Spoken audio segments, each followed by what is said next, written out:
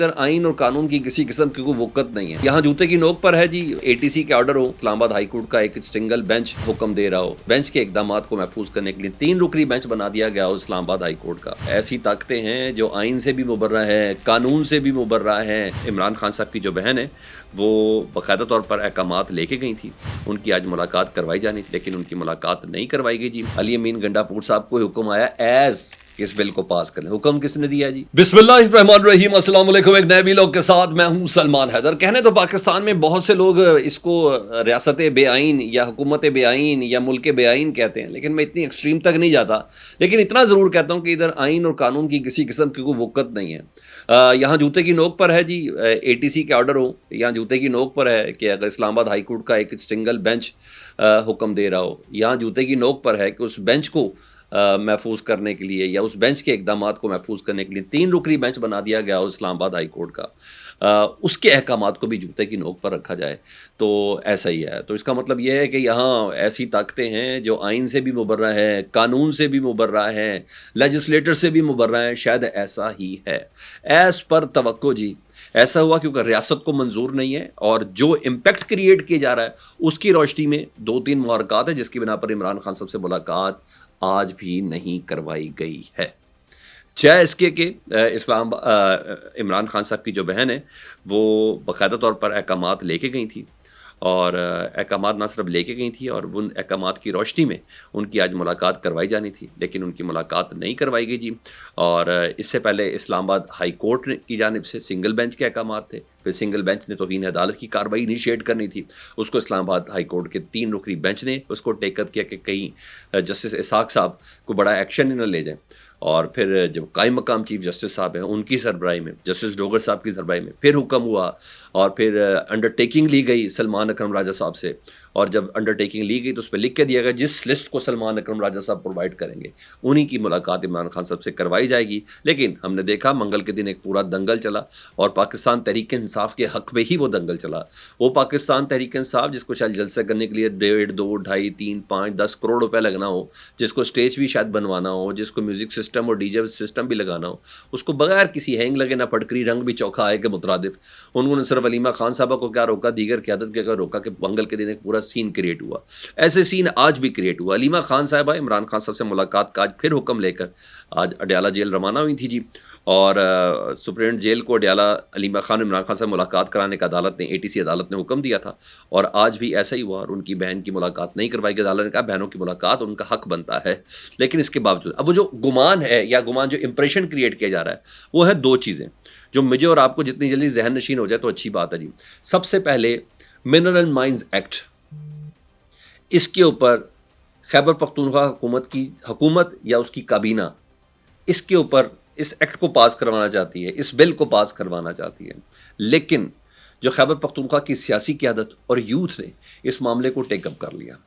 سب سے پہلے منگل کو ہی علیمہ خان صاحبہ جو ہے عمران خان صاحب کی بہن, انہوں نے کہا تھا کہ اس بل کو تب تک پاس نہ کیا جائے جب تک عمران خان صاحب سے ملاقات نہ کی جائے.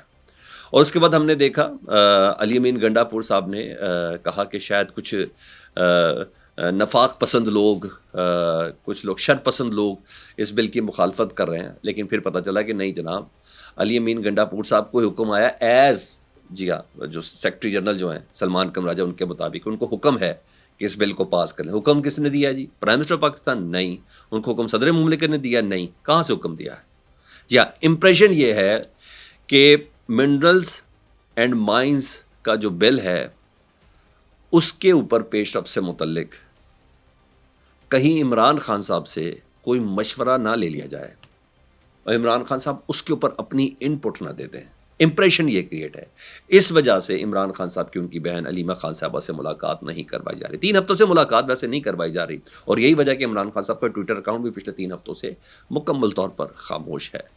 تو کہیں نہ کہیں عمران خان صاحب کا سوشل میڈیا ٹویٹر اکاؤنٹ کو خاموش کرنے کے لیے یہ بہت بڑی ایک پیش رفت ہے. اگر وہ ہو جاتی تو پھر ڈیفینیٹلی کہیں نہ کہیں سے بات آ جاتی. دوسری چیز ہے جی کارٹلنگ.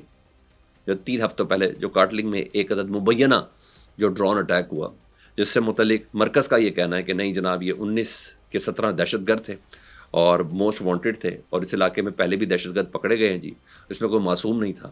لیکن خیبر پختونخوا کی حکومت کہتی ہے کہ اس میں 9 معصوم شہری تھے، جس میں خواتین اور معصوم بچے بھی شامل تھے، اور ایک ایک شہری کے جاں بحق ہونے کے 50 لاکھ روپے فی کس دینے کا انہوں نے اعلان بھی کیا تھا. تو کاٹلنگ میں ہوئے ہوئے جس مبینہ ڈرون اٹیک کے اوپر عمران خان صاحب کو رد عمل نہ دیں، یہ 2 امپریشن ہیں جو اس وقت ہیں جو کریٹ کیے جا رہے ہیں کہ ان 2 امپریشن کی وجہ سے عمران خان صاحب سے ملاقات نہیں کروائی جا رہی جی. اور پھر رہی صحیح کسر جس طرح آج روکا گیا مختلف لوگوں کو، جس میں صاحبزادہ حامد رضا صاحب ہیں جی، اور اس کے علاوہ روکا گیا عمر ایوب صاحب، نیاز اللہ نیازی صاحب، راجہ ناصر عباس صاحب اور ملک احمد خان بچر صاحب کو، ان سب کو گورکھپور ناکے پہ روکا گیا. تو وہاں ان کا اتفاق ہوا کہ ان کی میڈیا سے کوئی بات چیت ہو سکے، انٹریکشن ہوئی. جس میں صاحبزادہ حامد رضا صاحب نے ضرور کہا، انہوں نے کہا ایک بار پھر سے عمران خان صاحب کے جو رفقائے کار ہیں ان سے ملاقات نہیں کرائی گئی. 3 رکنی بینچ نے سردار اسحاق خان کے آرڈر کی توہین کے اس کو اپنے پاس لگا کر متعلقہ افراد کو بچایا، لیکن اب ان کے آرڈرز کو بھی چلانے والا کوئی اور ہے. ان کا بیسیکلی اسٹیبلشمنٹ کی طرف اشارہ تھا، نام بھی انہوں نے لیے. سپریم جیل، انہوں نے کہا جوتے کی نوک پر مارتے ہیں عدالت کے احکامات کو. انہوں نے کہا جیل انتظامیہ کا یہ کہنا ہے کہ ان کو اوپر سے سخت آرڈر ہے. جیل انتظامیہ یعنی پولیس کنفیس کر رہی ہے، انہوں نے کہا وہ کنفیس کر رہے ہیں. انہوں نے کہا وہ ان کا کہنا ہے کہ ہم 3 لوگوں کو آنے نہیں جانے دیا جائے گا. عمران خان کو آئسولیٹ رکھنے کی کوشش ہے تاکہ ان تک کوئی معلومات نہ پہنچ سکے. وہی میری خبر درست کہ عمران خان صاحب کا رابطہ نہیں رکھنا تاکہ ان کا کوئی سوشل میڈیا یا عمران خان صاحب کا ایکس اکاؤنٹ نہ ایکٹیو ہو جائے. تہی وجہ ہے کہ ان کی فیملی کو، ان کے سیاسی لوگوں سے ان کی ملاقات نہیں کروائی جا رہی. یہ تو تھی ایک چیز، پتہ چل گیا جی سسٹم کو اس وقت منظور نہیں ہے. لیکن کیا یہ کنڈیشن ہے کہ ملن اینڈ مائنز بل کو جب تک خیبر پختونخوا کی حکومت اس کے اوپر دستخط نہیں کرے گی یا اس کو منظور نہیں کرے گی تب تک عمران خان صاحب سے ملاقات نہیں ہوگی؟ لیکن یہ بات اوپنلی کسی پلیٹ فارم کے ساتھ پہ بات نہیں ہو رہی ہے. جائز کہ پاکستان تحریک انصاف کی جو قیادت ہے، جو باہر والی قیادت ہے، وہ اس کے اندر اختلاف کا شکار ہے. اور اسپیشلی جو ذرائع کے ذریعے ٹی وی کی اسکرین پہ، یہی تو وجہ ہے کہ جو مین اسٹریم جو میڈیا ہے اس کی خبر کی انتھیٹیکیشن ختم ہو گئی ہے. اس پہ ٹرسٹ لیول جو ہے وہ اتنا زیادہ ڈاؤن ہو چکا ہے کہ اب صرف ڈیجیٹل میڈیا اور سوشل میڈیا کے اوپر ہی بات ہو رہی ہے. ادروائز جس طریقے سے کل پٹے چلائے گئے پاکستان کے مین اسٹریم میڈیا پہ، بلکہ آج بھی چلائے گئے کہ جی عمران خان صاحب نے مزاحمت کرنے سے بازی اختیار کر لی ہے، عمران خان صاحب نے اب سب سوشل میڈیا کو منع کر دیا ہے کہ اینٹی اسٹیبلشمنٹ کو بیان نہیں دینا، یا مختلف چیزیں اس طرح کی جو ایک خواہش تو ہے اسٹیبلشمنٹ یا مقتدرہ کی، لیکن جس طریقے سے وہ خواہشوں کو عمل پیرا کر کے ایک جیسے کہتے ہیں ایک بیانیہ کریٹ کرنے کی کوشش ہے تو ہے. اس کا مطلب ہے کہیں نہ کہیں درد و تکلیف کہیں نہ کہیں محسوس ضرور ہو رہی ہے. لیکن بہرحال اگر اس پیرائی کے اوپر رکھ کے اگر شرائط یہ رکھی کہ عمران خان سے ملاقات تب ہوگی جب بل ہے، تو میرا خیال ہے یہ اگین کچھ مس کیلکولیشن ہے. مجھے تو اس کے علاوہ کچھ نظر نہیں آ رہا جی. اس کا کچھ اور میں خبریں اٹیچ کروں تو جناب اس میں وہ جو دیرینہ مطالبات تھے اس میں کچھ چیزیں پوری ہو رہی ہیں. سب سے پہلے جی اپوزیشن اتحاد جس نے مل کے عمران خان صاحب کے بقول یا پی ٹی اے کے بقول جنہوں نے سڑکیں گرم کرنی تھی، اس پہ ایک بہت بڑا سوال ہوگا نا اس موقع پر جب سیاسی قیادت علیحدہ بات کر رہی ہو، صوبے کی قیادت علیحدہ بات کر رہی ہو، تو اپوزیشن کا جو گرینڈ الائنس ہے وہ کیسے بن پائے گا؟ مولانا فضل الرحمان صاحب تو اس سے پہلے بھی کئی بار کہہ چکے ہیں کہ بھائی ادھر ہر بندے کا اپنا بیانی ہے، ہمیں بھی تو پتہ چلے گا، ہمارے تو یہ نہ کوئی بات ہی کوئی دوسری کر رہا ہو.